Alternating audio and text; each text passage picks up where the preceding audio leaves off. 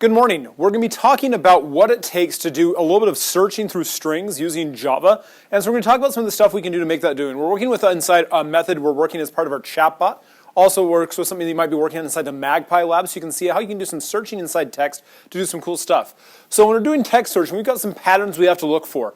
We've got a pattern specifically that I identified earlier right here as the no boring stuff. Does it exist? Is there an exact match? And is it lonely? Because we want it to be by itself. And is it lonely with the next and lonely with the previous? So those are the pieces we're using to look at that. So let's go ahead and take a look at the method we're doing to make this happen. So we have a method right here. It's called checkWord. It takes two string parameters. We have our target and our source. And that's what we'll be looking through. And again, as you notice, I've got these color coordinates so they'll match what we're looking for. So again, if you look over this, the color of the text matches what we're working with inside the actual problem. So the first thing we're doing, as with all of our methods, we start off with our default value. In this case, it's a Boolean. It is valid. And we're assigning it to false because we're assuming right now that it doesn't work. Because again, we want to fail out as early as possible. We want to not have to do extra work for checking the solution. So as soon as we have a wrong answer, we leave. We don't want to do anything extra for that. So that's why I default that to false. The first part we're looking at is it boring. We don't want to have any blanks in there because blanks, they match, but they're not usually useful. So the first thing we do is target.length is equal to 0. That's the first way to check to see if it's really boring. So target.length equals 0 means there's nothing inside it. That target itself is empty. The next one we have is source.equals and then open and close quotes with nothing inside it. So is our source totally empty? So we have two different ways to check to see if it's nothing inside it. There's even a .isEmpty method on string we could also use. But these two right here give us two of the ones inside the AP CS course and exam description methods you need to absolutely, positively know. And so that's why I'm using those specifically for this. But there's other many ways we can do this. But that's just a quick way. And so because if either that value is 0 or the equals blank, we want to return is valid, which has already been assigned false. So our first pattern has been identified and returned to take care of. And again, this goes in the idea we're doing iterative development. Each step on here is one more part of the solution. And so we keep building that solution as we go along. Our next pattern is it even in there? And so this is something that's not inside the course and exam description, but we have if not source.contains target. If it's not anywhere inside that, then why bother looking? If there's nothing in there with that string, if it's not even existing in there, then don't keep looking. We leave right now. So again, we return is valid. Our next one, our third pattern we're looking for is it actually inside there? So if source.equals target. If we have an exact match, well, we're done.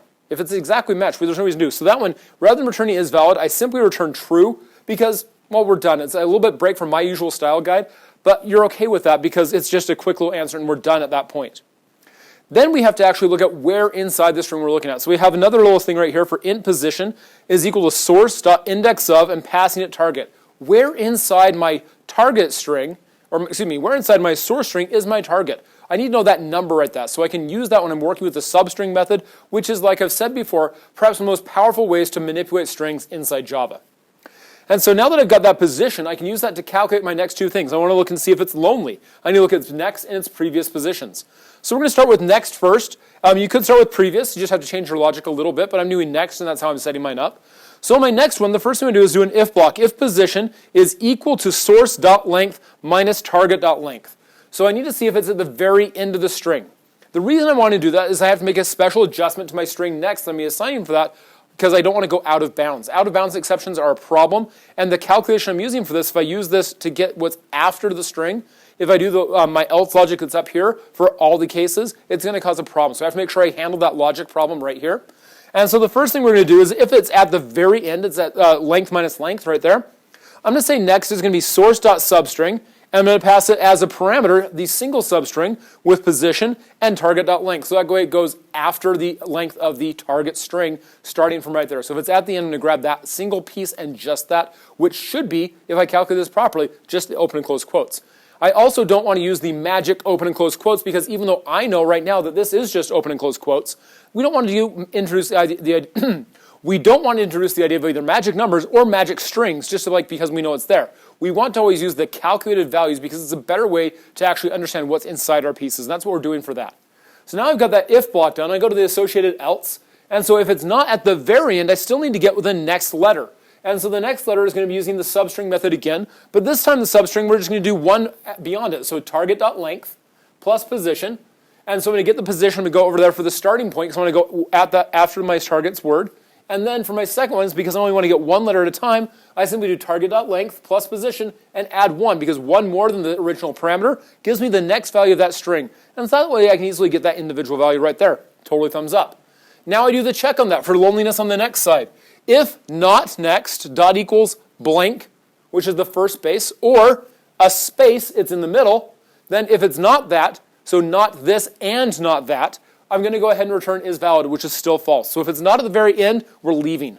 Because again, we want to make sure we have the correct answer every single time, and that's the way we're doing this. My last part of the loneliness check is do I want to look at the beginning? And if my position is greater than 0, I have to look before it. If my position is 0, I can't look before it, and we're done, we're good to go. But if my position is greater than 0, where I am inside my source string, I'm going to go string previous. And previous is going to be source.substring, and then position minus 1, and position. Again, this is a 1 difference right here, so it gives me 1 letter at a time, so I can the letter immediately preceding what I'm working with. And then I can go over here and then do another if block, just like we did before. If not previous dot equals, and then again an empty string or space right here, then I'm going to go ahead and return is valid. So if nothing's right there, then I return false, because I don't want to have anything in front of it. And finally, I've made it through all those steps. That means I've already tested whether or not it's at the beginning by itself, it's at the end by itself, if it's in the middle by itself, and it's just not anything lonely on its own, then I can go ahead and say, oh, is valid is true, and I'm going to return is valid again. So that way I can step on through. And again, what we did is we went through and we broke that problem down into the patterns that we're looking at. Is it boring? Is there any text inside it all to actually look at? Is there anything that we have to exist? Is it anywhere inside the string? Is it an exact match? And finally, looking before and after the actual string of the target to see if there's anything after it so we can have a correct match and it gets only that exact value. As with all programs that we're working with in computer science, there are many other ways you can solve this. You can even do a concatenated string by adding a space to the before and after and see if it's anywhere inside that string and do the index of that, seeing if it matches. That might even shorten your logic down. But this way we can use a couple different pieces so we can identify each of these different spaces and see where it is using the substring method and practicing how to search through a string. Thanks again and have a great day. Cheers.